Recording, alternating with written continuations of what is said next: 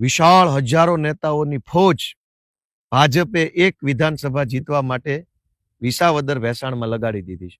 તો આ ભેસાણ પંથકની આમ જનતાના કેટલાક પ્રશ્નો મારે સી.આર. પાટીલ સાહેબ સમક્ષ રજૂ કરવા છે કે જ્યાં ભાજપની સભા છે એ સભાની તરત બાજુમાં સરકારી દવાખાનું છે. એ દવાખાનામાં કોઈ ડોક્ટર નથી. તો 40 વર્ષથી સરકાર ભાજપની છે, છતાંય ભેસાણના દવાખાનામાં ડોક્ટર કેમ નથી?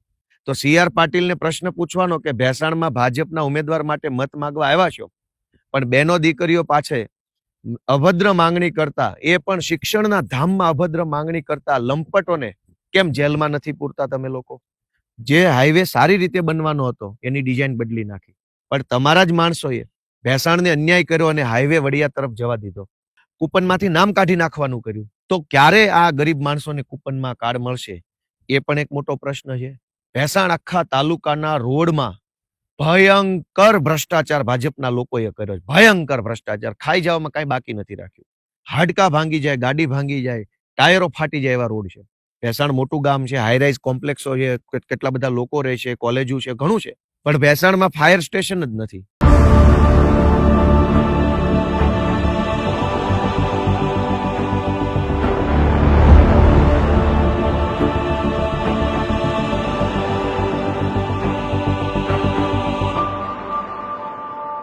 નમસ્કાર મિત્રો, હું ગોપાલ ઇટાલિયા. આજે 9મી જૂન 2025, આજે ગુજરાતના ભાજપના પ્રમુખ સી.આર. પાટીલ સાહેબ ભેસાણમાં આવી રહ્યા છે ચૂંટણી પ્રચાર કરવા માટે.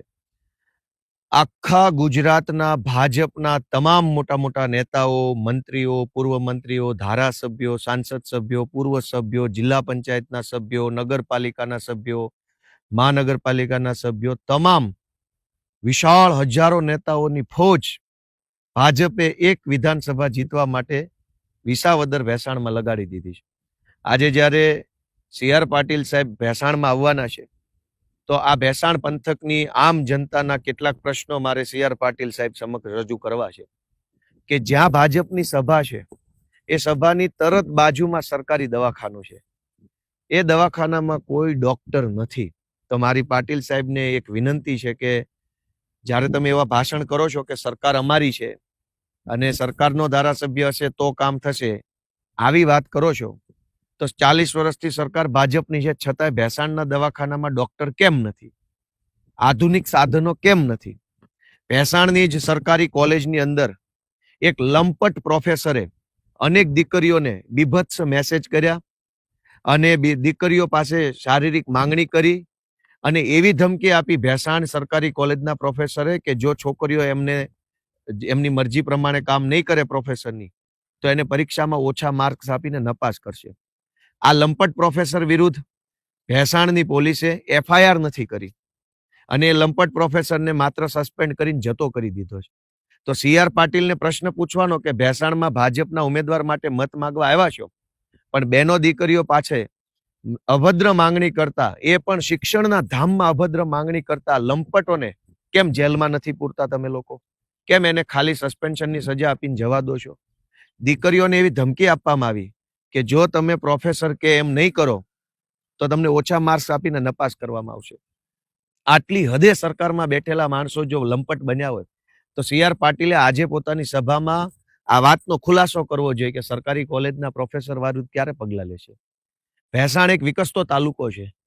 ભેસાણને GIDCની ઘણી જરૂર છે. ભેસાણની અંદર એગ્રીકલ્ચરલ જે કાંઈ પણ મશીનરીની જરૂર પડે છે એનું ઘણું મોટું ઉત્પાદન છે.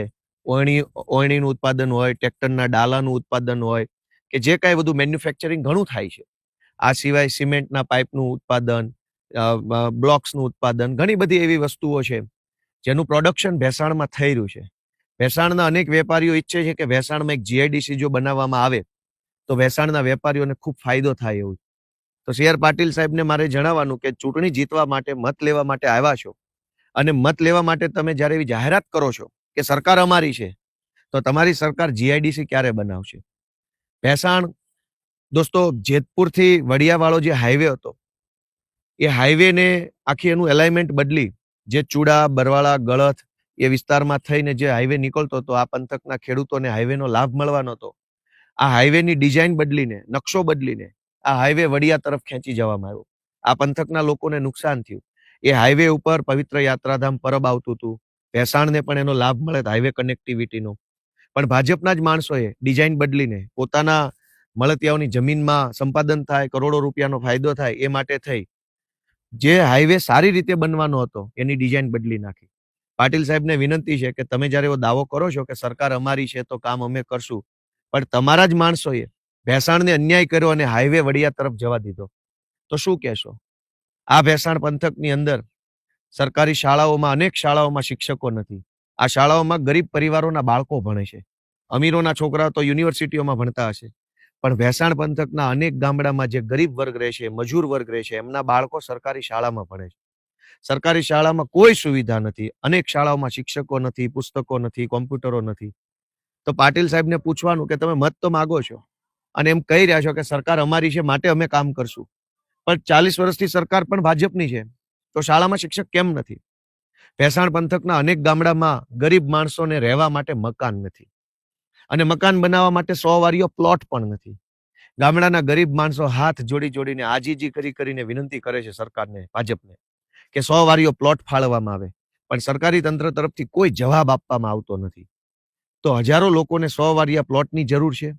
કેટલાક વ્યક્તિઓ જે છે ગરીબ પરિવારના, એને આવાસ યોજનાનો લાભ મળે એની જરૂર છે, પણ ભાજપની સરકાર તરફથી ગરીબોને કોઈ લાભ આપવામાં આવતો નથી. તો પાટીલ સાહેબ આજે ભેસાણની સભામાં એ વાતનો ઉલ્લેખ કરે કે ભાજપની સરકાર 100 વારિયા પ્લોટ ક્યારે આપશે, આવાસ યોજનાનો લાભ ગરીબોને ક્યારે આપશે. અનેક હું એવા લોકોને મળ્યો આ ભેસાણના ગામડાઓમાં કે જેની પાસે બીપીએલ નું કાર્ડ નથી. ગરીબમાં ગરીબ માણસ, મજૂરમાં મજૂર માણસ હોય, મજૂરી કરીને પેટ ભરતો હોય, એની પાસે બીપીએલ નું કાર્ડ નથી, પણ ગામમાં જે પૈસા વાળો વ્યક્તિ હોય એના ઘરે બીપીએલ કાર્ડ છે. તો નવો બીપીએલ નો સર્વે જો થાય તો અનેક ગરીબોને બીપીએલમાં આવરી લેવામાં આવે. અનેક નામો તો કાર્ડમાંથી રદ કરી દેવામાં આવ્યા છે. જેના બીપીએલમાં કાર્ડમાં નામ હતા એના અનેક કૂપન રદ કરી દેવામાં આવ્યા છે. તો પાટીલ સાહેબ એવું કહે છે કે સરકાર ભાજપની છે માટે કામ ભાજપ કરશે, પણ કામ તો કૂપનમાંથી નામ કાઢી નાખવાનું કર્યું. તો ક્યારે આ ગરીબ માણસોને કૂપનમાં કાર્ડ મળશે એ પણ એક મોટો પ્રશ્ન છે. ભેસાણ આખા તાલુકાના રોડમાં ભયંકર ભ્રષ્ટાચાર ભાજપના લોકોએ કર્યો છે. ભયંકર ભ્રષ્ટાચાર, ખાઈ જવામાં કઈ બાકી નથી રાખ્યું. તો ક્યારે હવે એ ભ્રષ્ટાચારીઓને જેલમાં કોણ મોકલશે? સારા રોડ ક્યારે બનશે? આખા ભેસાણના તમામ ગામમાં હાડકા ભાંગી જાય, ગાડી ભાંગી જાય, ટાયરો ફાટી જાય એવા રોડ છે. તો એના વિશે પાટીલ સાહેબ બોલશે કે આ ભ્રષ્ટાચાર કોણે કર્યો? દોસ્તો, ભેસાણ તાલુકાની અંદર અનેક એવી નાની મોટી સમસ્યા છે, જેમાં સૌથી મોટી સમસ્યા સૌની યોજનાના પાણીની છે. અનેક ગામડામાં સૌની યોજનાનું પાણી નથી આવતું. તો આજની સભામાં પાટીલ સાહેબ આ વિશે શું બોલશે એ જનતા જાણવા માંગે છે. આમ તો ભેસાણ હવે એક વિકસતું ગામ છે, મોટું ગામ થઈ રહ્યું છે. ભેસાણની અંદર સારું કહી શકાય એવું ફાયર સ્ટેશન જ નથી. કેવડી મોટી બજાર છે, ઓફિસો છે, દુકાનો છે, મામલતદાર ઓફિસ છે, અદાલત છે, બધું જ છે, પણ સારું કહી શકાય અતિ આધુનિક સાધનો હોય, ફાયર ફાઈટરો હોય, તમામ પ્રકારની સિસ્ટમ હોય એવું ફાયર સ્ટેશન જ ભેસાણમાં નથી. તો શું ભેસાણમાં ક્યારેય ન કરે ભગવાનને આગ લાગે તો શું કરવાનું? ભેસાણ મોટું ગામ છે, હાઈરાઇઝ કોમ્પ્લેક્સો છે, કેટલા બધા લોકો રહે છે, કોલેજો છે, ઘણું છે, પણ ભેસાણમાં ફાયર સ્ટેશન જ નથી. તો ભાજપની તો 40 વર્ષથી સરકાર છે, કેમ ફાયર સ્ટેશન ન બન્યું? દવાખાનામાં ડોક્ટર કેમ નથી? સરકારી ડેપોમાં પૂરતી બસો કેમ? ભેસાણ એટલું મોટું સેન્ટર છે કે ભેસાણનો વ્યવહાર અમદાવાદ અને સુરત સાથે બહુ મોટા પાયે છે, પણ ભાજપની 40 વર્ષની સરકારના રાજમાં ભેસાણથી ડાયરેક્ટ અમદાવાદ, ભેસાણથી ડાયરેક્ટ સુરતની એક પણ સરકારી બસ નથી આવતી. શા માટે નહીં? મત જોતા હોય ત્યારે એમ કહી દેવાનું કે અમારી સરકાર છે એટલે અમને મત આપો, પણ તમારી સરકાર 40 વર્ષથી છે તો ભેસાણથી ડાયરેક્ટ અમદાવાદ, ડાયરેક્ટ સુરતની બસ સરકારી વોલ્વો કેમ નથી? તો એ વાત ઉપર પાટીલ સાહેબ આજે કોઈ વક્તવ્ય રજૂ કરશે કે કેમ? આ મોટો સૌથી પ્રશ્ન છે. દોસ્તો, ભેસાણ એક વિકસતો તાલુકો છે અને રેલવે લાઇનની પણ ઘણી જરૂર છે. સરકાર કેન્દ્રમાં 10 વર્ષથી ભાજપની છે, રાજ્યમાં 40 વર્ષથી ભાજપની છે, સાંસદ સભ્ય 15 વર્ષથી ભાજપના છે. ક્યારે દરખાસ્ત મોકલી કે ભેસાણને રેલવે કનેક્ટિવિટી આપવામાં આવે? ભેસાણને રેલવે કનેક્ટિવિટી મળે તો ભેસાણ એક યાત્રાધામ છે. ભેસાણમાં પરબના પીર બેઠા છે.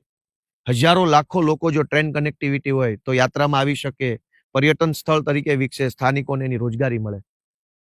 તો મુદ્દાની કોઈ વાત ભાજપના કાર્યક્રમોમાં ક્યાંય આવતી નથી. ગરીબ માણસની સોવારીઓ પ્લોટ ન મળે, બીપીએલ નું કાર્ડ ન મળે, સરકારી બસ ના આવે, સરકારી દવાખાનામાં ડોક્ટરો નથી, સરકારી કોલેજના પ્રોફેસરો બહેનો દીકરીઓ સાથે અભદ્ર વાતો કરે છે, માંગણી કરે છે અભદ્ર.